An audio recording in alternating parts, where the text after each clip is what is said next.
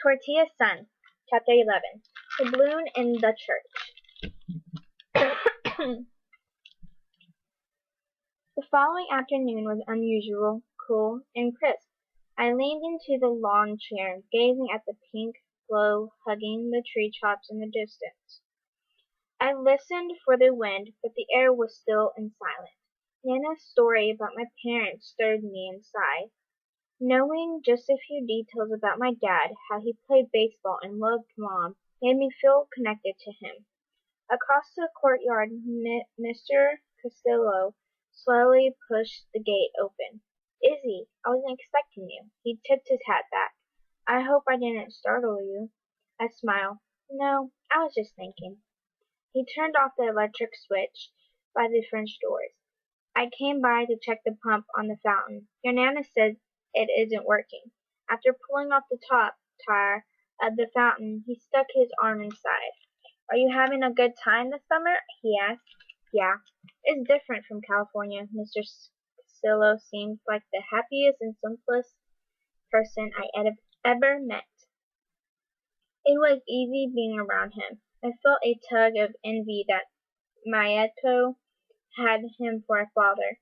Mr. Castillo pulled a small black box from the fountain and held it up to the sky for inspection. His eyes shone like polished black stones. "Oh, see, the village is different from anywhere on earth, I think. Perfect skies, perfect wind." The memory of our first visit in a truck flashed in my mind. People come from all over the world to ride these skies. The wind would be stronger up high, like Maetos had said.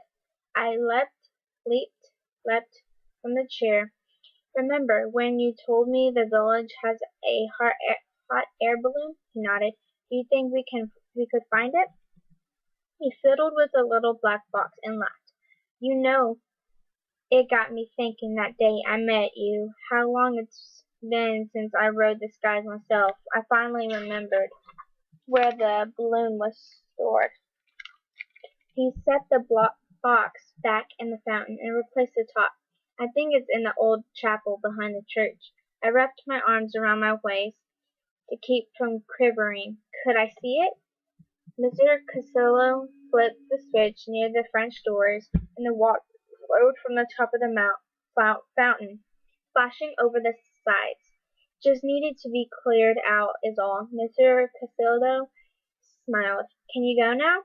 "Yes," I said excitedly. "We'd better head over before the sun sets.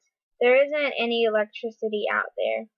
I hurried behind him out the gate. Mr. Castillo parked his truck in the back of the church, and we walked together towards the chapel, crisscrossing down the rocky hill. This used to be the village church before the new one was built. Must be 100 years old. A smaller version of a idol church stood in a thicket of trees. Long fissures ran down the walls like cracks in the sun-dried ground after a rainstorm. Strands of straw poked out from the exposed up bricks.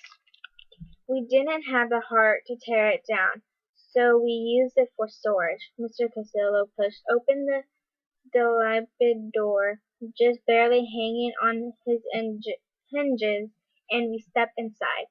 The air was thick and musty. We zigzagged through piles of boxes, dusty toys, broken chairs, even an old doghouse. Each item or box was labeled with family names: Sanchez, Garcia, Soloses. Towards the back of the shed was a tall stack of more boxes.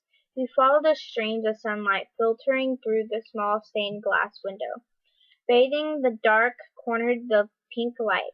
"There it is," Mr. Castillo said, like he'd found a long lost friend. Specks of dust swirled in the sunlight above a huge basket that nearly came to my shoulders.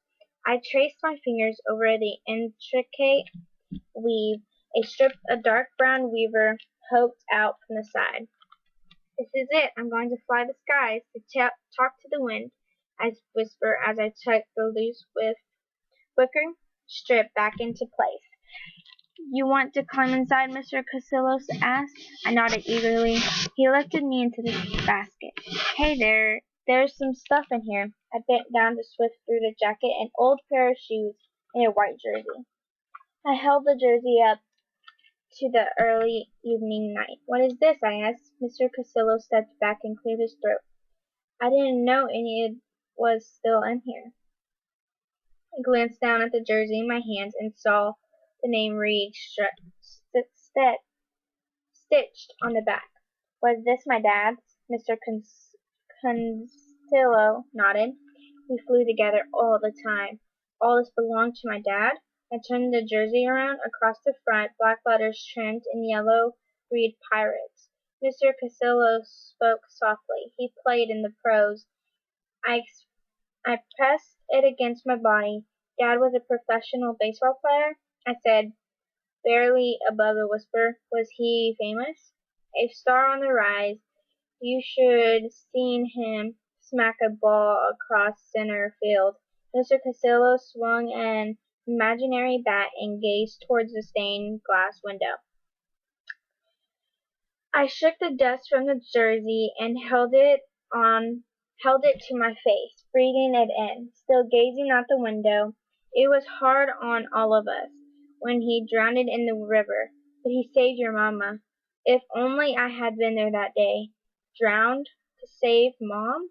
I jumped over the edge of the basket, knocking over a stack of boxes nearby.